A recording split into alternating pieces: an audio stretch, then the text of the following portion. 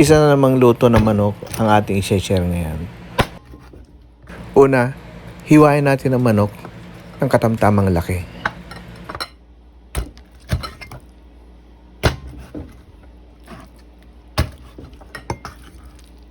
At pagkatapos nating hiwain ang manok, hugasan at isa-isang tabi. Atin namang ihanda ang mga sangkap. Hiwa naman panggisa ang gawin natin sa sibuyas.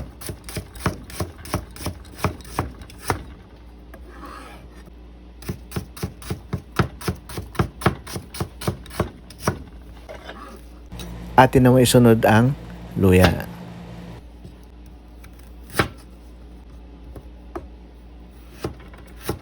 Hiwang palitoy naman ang gawin natin sa luya.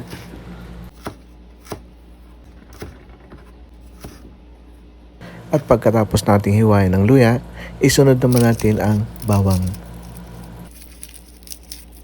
Hiwang panggisa naman ang gawin natin sa bawang. At pagkatapos nating ihanda ang mga panggisang sangkap, isunod na natin ang papaya.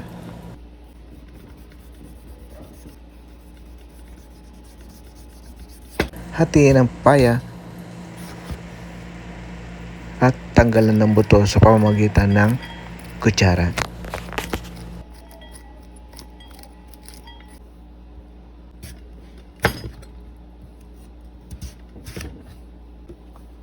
Hiwang pahilis naman ang gawin natin sa papaya.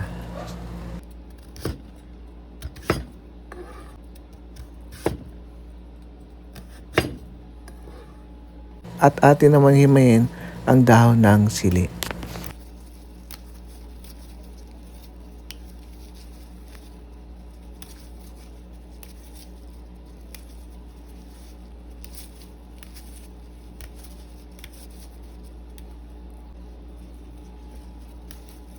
At pagkatapos nating ihanda ang mga sangkap, simulan na natin ang paggisa. Una, maglagay tayo ng 2 kutsarang mantika sa kawali.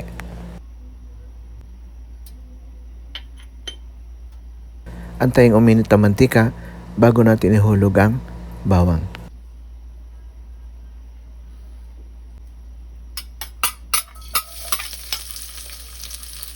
At igisa natin ang bawang hanggang sa bahagyang pumula.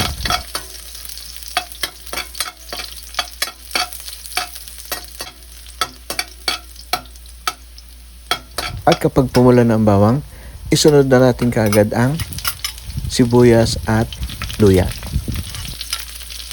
Halo-haloin natin hanggang malanta ang sibuyas.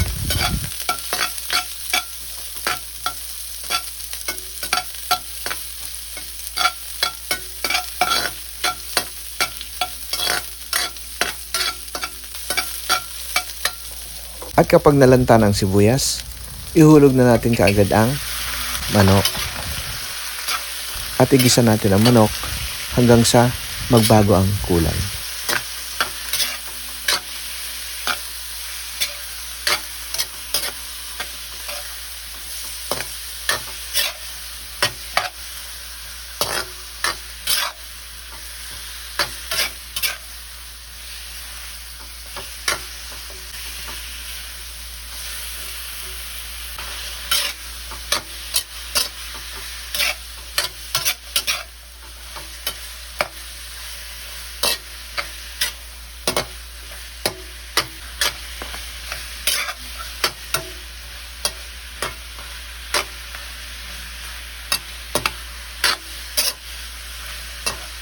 At kapag nagbago na ang kulay ng manok, ibuhos na natin kaagad ang 2 kutsarang patis.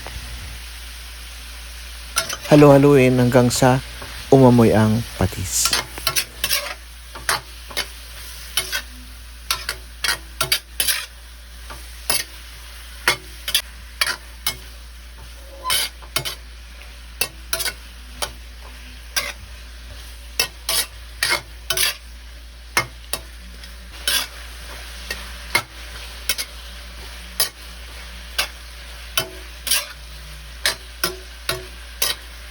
Ayan, nangamoy ng patis.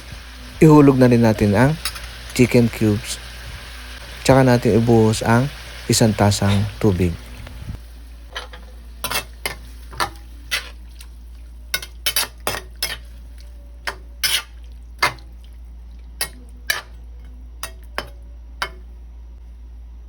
Takpan at simulan na natin ang pagpapalambot ng karne.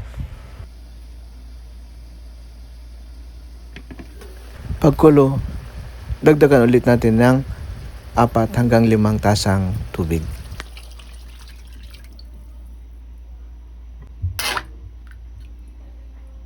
Takpan.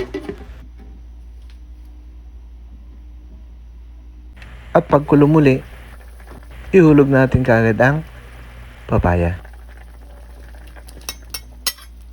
Ilagay na rin natin ang asin.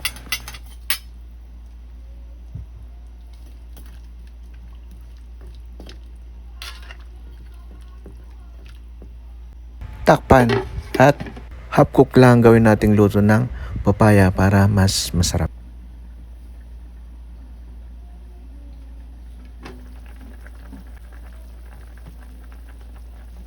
At kapag medyo malambot na ang papaya, ihulog na natin kaagad ang dahon ng sili.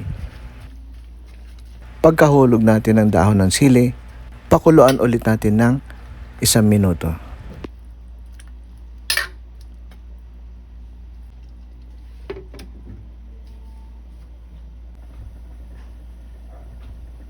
Sa huli, tikman at iayon na lang sa inyong panlasa ang timpla.